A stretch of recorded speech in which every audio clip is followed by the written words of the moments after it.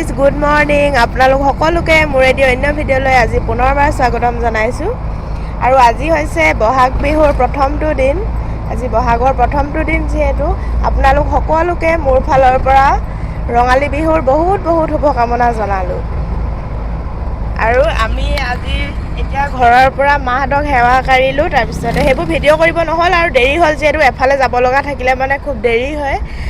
আৰু এতিয়া ঘৰৰ পৰা ওলাই আহিছোঁ। এতিয়া যাম আমাৰ মাহঁতৰ ঘৰত, মাহঁতৰ ঘৰৰ পৰা যাম মৰাণলৈ, আমাৰ ককাহঁতৰ ঘৰলৈ যাম। তোমাক দেখুৱাই থাকিম। ভালে চিৰাক হাই কৰি দিয়া, হেপ্পী বিহু কৰি দিয়া। হাই, ভালনে খবৰ? আৰু আপোনালোক আমাৰ ককাহঁতৰ ঘৰটো দেখাই দিম এইবাৰ। আৰু যিহেতু বিহু দিন, গাঁৱলৈ নগ'লে ভাল নালাগে। ইয়াতনো কি আমাৰ ইমান বিহু নালাগে আমাৰ ইয়াত থাকিলে, কিন্তু গাঁৱলৈ গ'লে ভাল লাগে। প্ৰত্যেক বছৰে যাওঁ যিহেতু বিহু দিনটো আহিলে যাওঁ লাগে আৰু মানে ওলাই আহিছোঁ। আৰু এতিয়া আমি আহি নিৰ্মালী গাঁও পাইছোঁহি। ঘৰত সোমাম, মাহঁতক ল'ম, মা দেউতা আৰু ভাইটি যাব। আমি গোটেই 5টা গৈ থাকিম গাঁৱলৈ। ব'লক তেতিয়াহ'লে আপোনালোকক দেখাই থাকিম।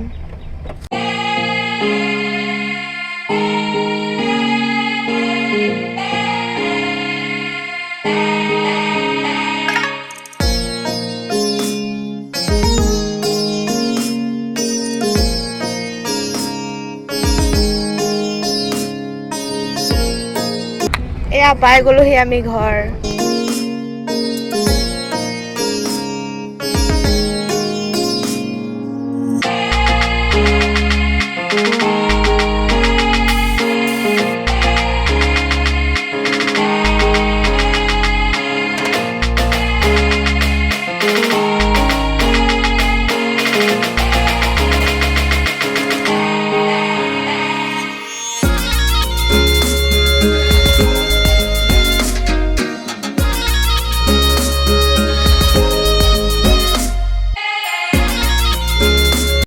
আমি আহি আমাৰ গাঁৱৰ ঘৰ পাই গ'লোহি। আৰু এয়া গাঁৱৰ পৰিৱেশত থাকি খুব ভাল লাগে। এইটো আমাৰ গাঁৱৰ ঘৰটো। নঙলা, আজিকালি নঙলা দেখি পাবলৈ নাই, কিন্তু আমাৰ ইয়াত আছে দেই। এতিয়াও আমি নঙলাই ইউজ কৰোঁ। সেইখন গাড়ীখন চোতালত, চোতালখন বহুত ডাঙৰ হয়। আৰু এইটোৱে ঘৰটো হয়, আমাৰ ককাহঁতৰ ঘৰটো। এইফালে এইটো ভাইটি হাই কৈ দে, হেপ্পী বিহু কৈ দে চবকে। আৰু সেইফালে ককা কেইজনমান আহি আছে। আমাৰ ঘৰলৈ আহিছে চাগে। ইয়াতে আহিছে। আপোনালোক মই দেখাই থাকিম আৰু ইয়াত কোন কোন আছে সকলোকে দেখুৱাই দিম আপোনালোকে চাই থাকিব।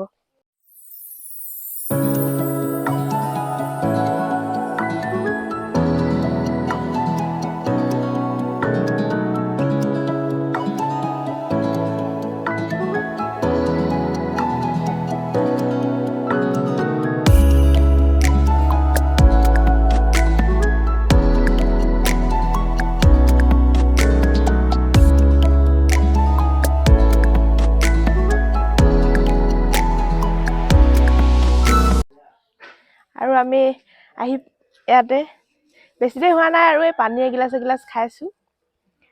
তাৰপাছত আপোনালোক সকলোকে মই চিনাকি কৰাই দিম বাৰু অলপ পাছত। এতিয়া এই আমাৰ ককাক ককা আমি দদৌ বুলি কওঁ। দদৌক যিহেতু সাতোলা হয় গাঁওখনৰ, সেইকাৰণে গোটেই গাঁৱৰ আহে আৰু দদৌৰ ওচৰত সেৱা কাঢ়ি আশীৰ্বাদ ল'বলৈ আহে। সৰু ল'ৰা ছোৱালীৰ পৰা ডাঙৰলৈকে সকলোখিনি আহে ইয়াত। সকলো ল'ৰা ছোৱালী, ডাঙৰ খুৰা খুৰীহঁত সকলোখিনি আহে ইয়াত ককাৰ ওচৰত আশীৰ্বাদ ল'বলৈ আহে বহাগৰ প্ৰথমটো দিনত। সেইকাৰণে আমিও আহোঁ। আৰু চিৰাগ কেনেকুৱা লাগিছে আহি আমাৰ ইয়াতে গাঁৱৰ ঘৰলৈ আহি? বৰ্তমান ভাল লাগিছে। কিমান ফ্ৰেছ লাগে ন ইয়াত আহি? ফ্ৰেছ লাগে। আমাৰ ইয়াতে এতিয়া মৰাণৰ এখন ঘৰত, গাঁৱৰ ঘৰখনত বৰ্তা থাকে, বৰমা থাকে আৰু দদৌ থাকে, ককা। এয়া আজি গৰমটো খুব গৰম পৰিছে। আহি পানী এগিলাচ খাই ল'লোঁ। আৰু এইবোৰ দেখিছেনে, এইবোৰ ল'ৰা অকল ফটো মাৰিবলৈ আহে। ইয়াত ফটো ছেশ্যন চলি আছে, দেখিছেনে বাৰু? ইয়াত ইটোৱে সিটোক ফটো মাৰি দিয়া, তাৰ বাহিৰে আৰু ইহঁতৰ একো নাই, হয় নাই? হয় নহয়? বিহুৰ দিনত এইকেইটা আমাৰ এইকেইটা দন্দুৰাকেইটা, 2টা দন্দুৰা, এটাৰো মুখখন কম নহয়। গুমুঠা পটককে নেমাতে খালি, হয় নহয়? আপোনালোকক চবৰ লগত চিনাকি কৰি দিম, গোটেইখিনিৰ লগতে। ঘৰত কোন কোন আছে, মানে ককা, বৰ্তা, বৰমা, সকলোখিনি আপোনালোকক চবৰ লগতে মানে চিনাকি কৰাই দিম দেই।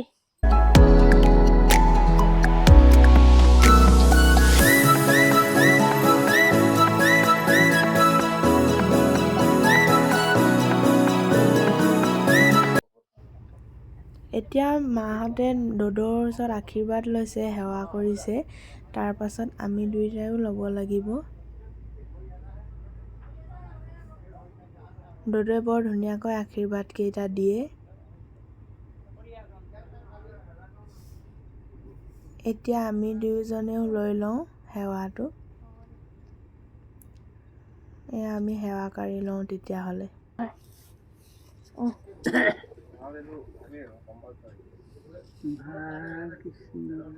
দদৌৱে আশীৰ্বাদ কেইটা বৰ ধুনীয়াকৈ দিয়ে, দীঘলীয়াকৈ দিয়ে। অপৰাধ বিলাসন্ত আহি এই বছৰেকৰ বিহুতে এভাগি সেৱা ধৰিছে। এই সেৱাতেই তেওঁলোকৰ যিখিনি সুমংগল আছিলে, মংগল হৈ মনৰ ভাৱনা যিখিনি আছে, সিহঁত পূৰ্ণ হৈ এইদৰে আগলৈকে সমাজত চলি কৰি আহি গৈ মহা আনন্দৰে চলি কৰি থাকিব লাগে। আৰু মনৰ বাঞ্ছা পূৰ্ণ হৈ আনন্দ ভাগত ঠাই দি 7 বছৰ পৰমাই কৰি আনন্দ ভাগত ঠাই দিয়ক। কৃষ্ণৰ কথা। এতিয়া আমাৰ সেৱা কৰি হৈ গ'ল। দদৌৱে আশীৰ্বাদ দিলে ধুনীয়াকৈ। আৰু এতিয়া বৰমাই খুব ধুনীয়া মিঠা ৰহি সাজ উলিয়াইছে বৰা চাউলৰ, আৰু লগতে আছে ইয়াত মাংস, আলু ভাজি। ময়ো অকণমান খাব লাগিব, কালাৰটো একদম খাওঁ খাওঁ লগাই দিছে। আৰু ওচৰৰ বৰমা এজনী আহিছিলে, আমি যোৱা খবৰ পাই ওচৰৰ বৰমাজনীও আহিছিলে। তেখেতকো বৰমাই ৰহি সাজ অলপ যাচিছে, যিহেতু আমাৰ অসমীয়া মানুহৰ পৰম্পৰা হয় এইটো। অসমীয়া মানুহ চবৰে নহয় বাৰু, শলিতা লগোৱা মানুহৰ হয়। আহোম হওক, কছাৰী হওক, সকলোৰে এইটো হয়ে। ৰহি সাজ অলপ যাচে, খাওক বা নাখাওক। সেইকাৰণে তেখেতসকলকো দিছে আৰু আমিও খাই লওঁ। আৰু এয়া চাওকচোন, চিৰাগে নলওঁ বুলি কৈছে, কিন্তু বৰমায়ে যিহেতু মৰমতে দিছে ভতিজা জোঁৱায়েকক বিহুৱানখন। আজি মই চবকে চিনাকি কৰি দিম বুলি কৈছিলোঁ। এইজন হৈছে নিচা। নমস্কাৰ।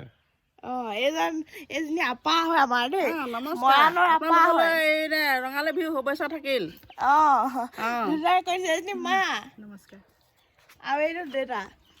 ভেন্দি খেতি কৰিছিলে যে, আৰু কি গোমধানৰ খেতি কৰিছিলে।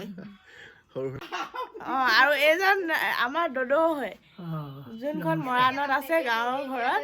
আজি আমাৰ ঘৰলৈ লৈ যাম, মানে মাহঁতৰ ঘৰত থাকিব আৰু লৈ যাম ন। এতিয়া আপাৰ ঘৰলৈ যাম, তাৰপিছতে আমি ঘৰলৈ যামগৈ। ব'লক তেতিয়াহ'লে আপোনালোকে চাই থাকিব। ডিমৰ আপাৰ ঘৰলৈ, মানে দেউতাৰ বায়েকৰ ঘৰলৈ গৈ আছোঁ। আপোনালোকে চাই থাকিব, আজি পূৰা বিহু লাগিছে। আৰু আপোনালোকক মই কৈছিলোঁৱেই সকলোকে চিনাকি কৰি দিম বুলি, চিনাকি কৰি দিলোঁ। সেইখিনিয়ে আমাৰ মৰাণত থকা সদস্যখিনি।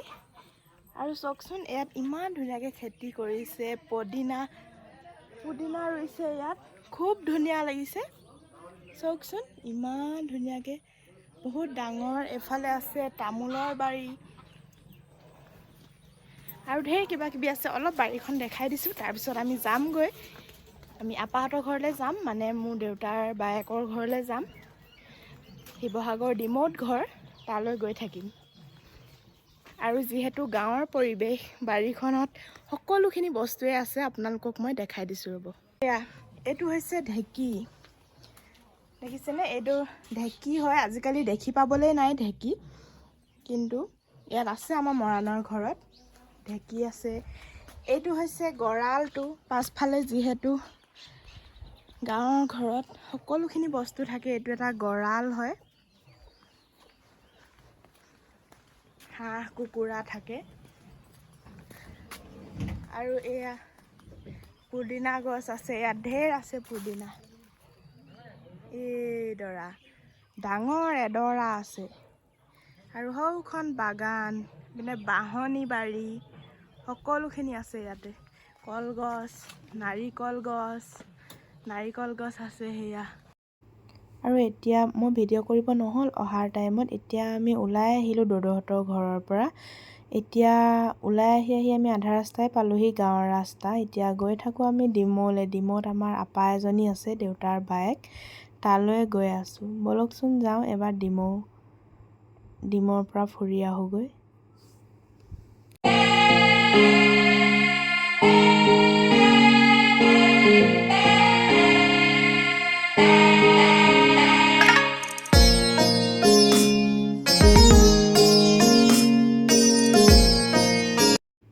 আৰু ডিমৌলৈ গৈ থাকোঁতে অকণমানি ছোৱালী কেইজনী মানে গাঁৱৰ ৰাস্তা দি গৈছিলোঁ, যিহেতু গাঁৱৰ ৰাস্তাতে ইহঁতি জেং বিহু মাৰিছিলে।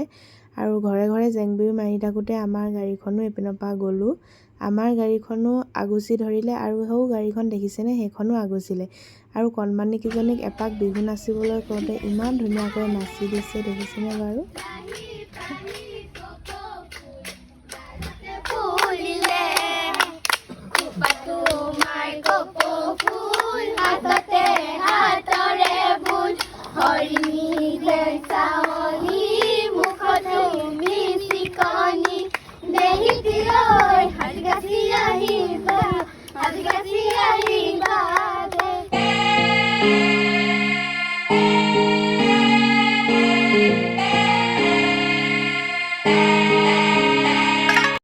আমি অথনি মৰাণত সোমাইছিলোঁ যে, মৰাণৰ পৰা আহি কেনে আমি এতিয়া ডিমৌ পালোহি, শিৱসাগৰ ডিমৌ। কাৰণ ডিমৌত আমাৰ আপা এজনী আছে, সেই আপাৰ ঘৰলৈ আহিলোঁ।